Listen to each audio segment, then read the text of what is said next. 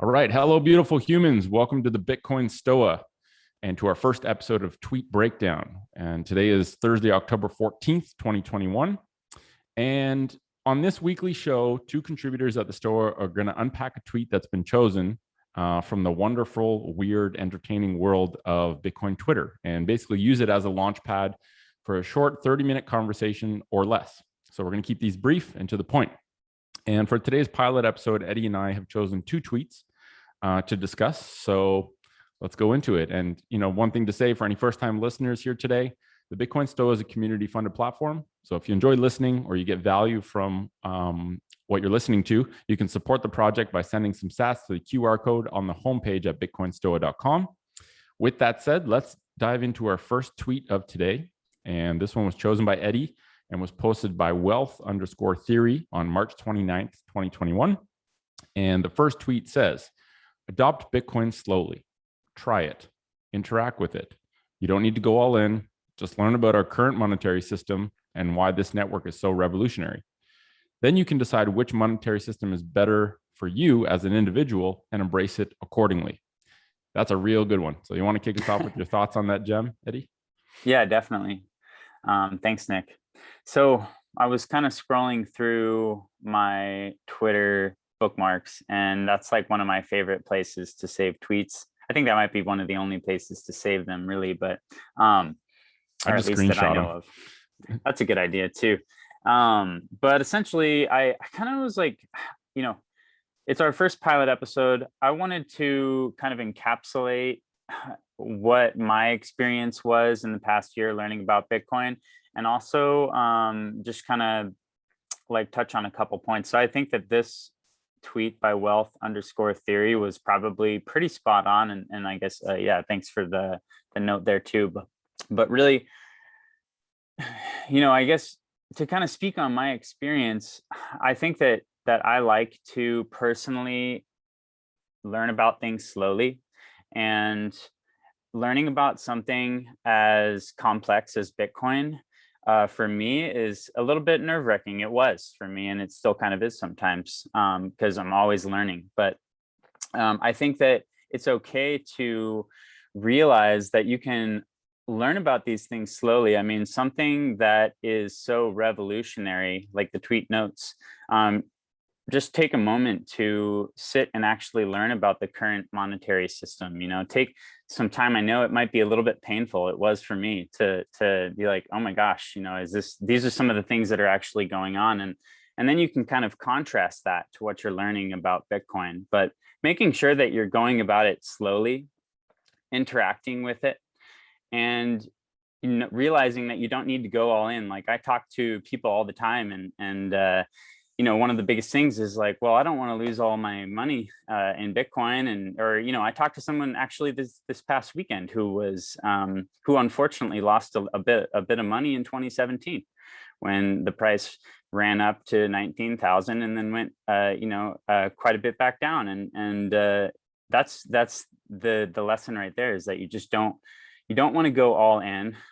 You want to try it slowly. You want to definitely learn about these different monetary systems. And then I guess the last point on the tweet there is really bringing it back to yourself, because that's the most important part. Is then you can kind of really make the decision for yourself on how you're going to save money for the future. How you're going to participate in the economic system and monetary system that your country or that the world is involved in. That's a really powerful thing to think about, and it was not an option before. So those are kind of some of my thoughts, a little bit scatterbrained, but it's really exciting for me to kind of talk about this, because this tweet here really hits it on the head for anybody who's going to be adopting or learning about Bitcoin in the beginning. It's scary. It can be scary, but you just have to jump in and make the right decision. So I don't know. What are your thoughts on this tweet, Nick? I think it was a brilliant choice to kick off for the pilot episode, because you're right. It frames a lot of things. One question I had for you, just before I give my take, is when he says interact with it, he or she, What does interacting with Bitcoin mean to you? Like how does that actually look in practice for someone who's like, how do I interact with this? What, like, I don't touch it, so how do I interact with it? Yeah.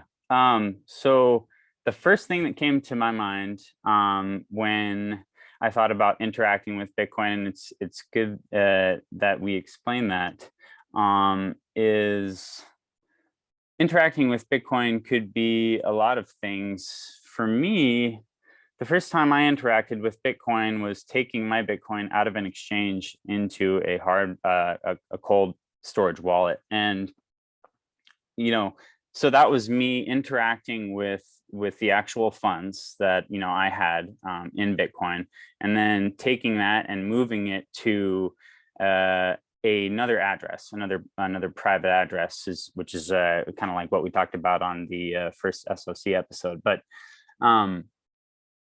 that's the first thing that I thought about, and I think that anybody learning about Bitcoin, or anybody that owns Bitcoin, is going to kind of hear about that at least once or twice. I mean, that's kind of how I was learning about it. Is that,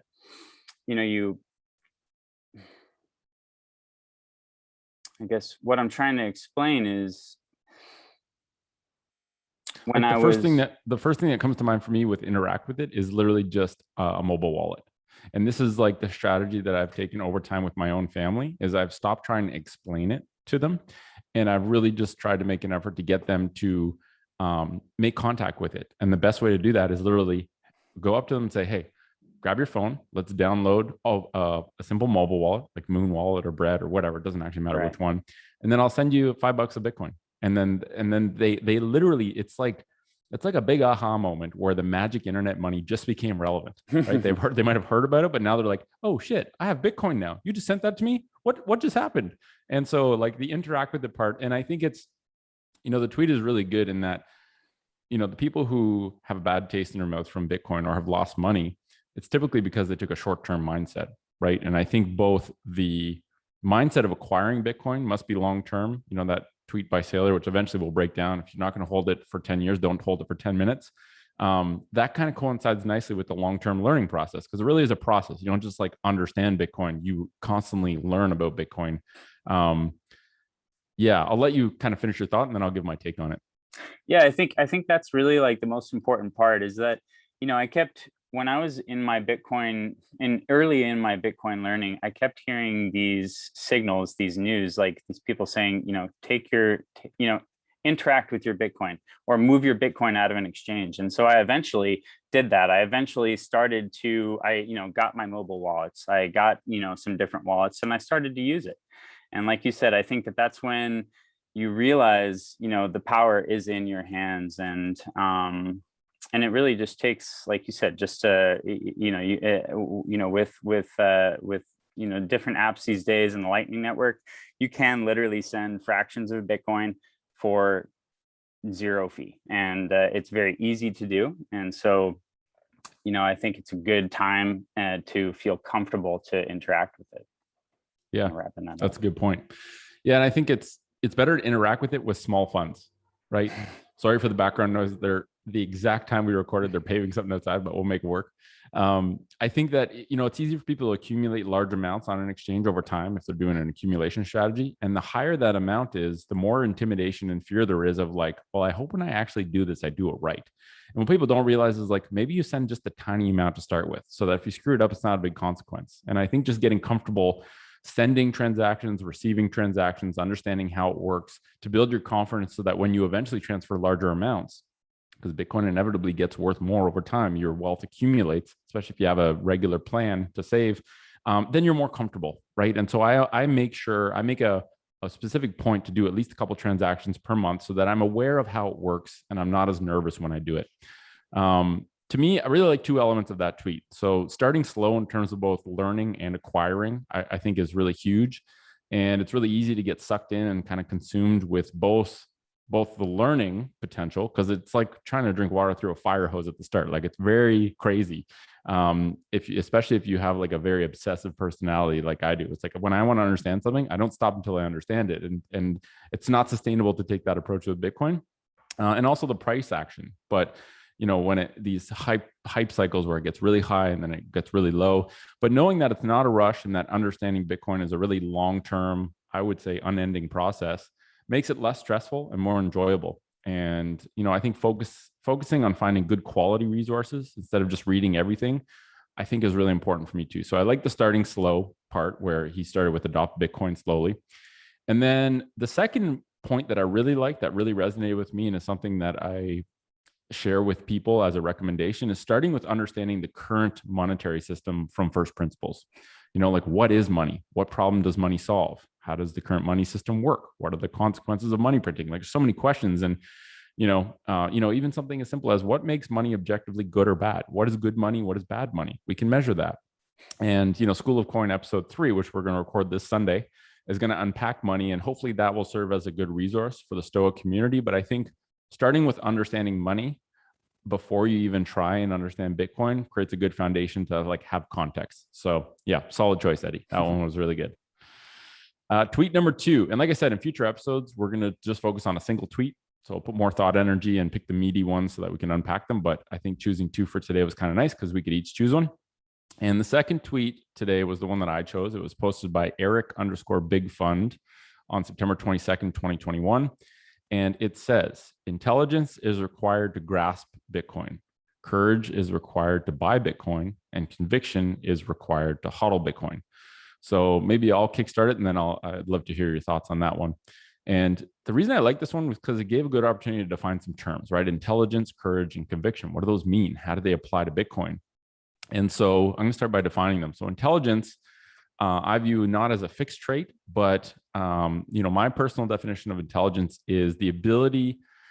It's an ability that can be acquired and must be practiced in order for you to improve. And it's really just the ability to acquire and apply knowledge and skills, and the capacity to learn, the capacity for learning, for reasoning, and for problem solving. And so intelligence is required to grasp Bitcoin because it is a very deep topic. Like, there's a lot that you can learn about it. There's a lot of applications. I really love the Stephen Hawking quote, which is, intelligence is the ability to adapt to change. And I think it's really relevant to Bitcoin because Bitcoin is a massive shift in how we think of money. And the price of understanding Bitcoin is really just a willingness and a curiosity to change your perspective when it comes to money. And I think you see really obviously people who are unwilling to change their mind, people like Charlie Munger and Warren Buffett, who don't have the desire to learn something new because they kind of know what they're good at and they don't need to change, right? Like, they don't even have fucking laptops on their desks at their office. So probably not best to listen to those people about a digital technology who don't even use computers.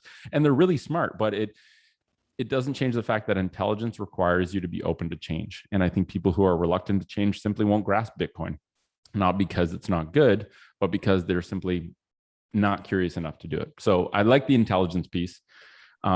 Courage, I define as the choice and willingness to confront uncertainty or intimidation.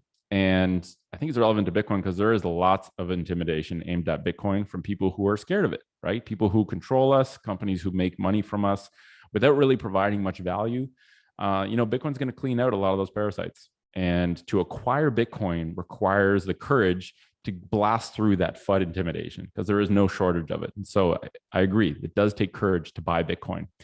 And then the last one, which is conviction, is required to hodl Bitcoin. And if you listen to our second episode of School of Coin, hodl stands for hold on for dear life. And it's essentially the strategy of never sell your Bitcoin. Just hold them through thick and thin, knowing that long term, it is a better form of money and will increase your purchasing power.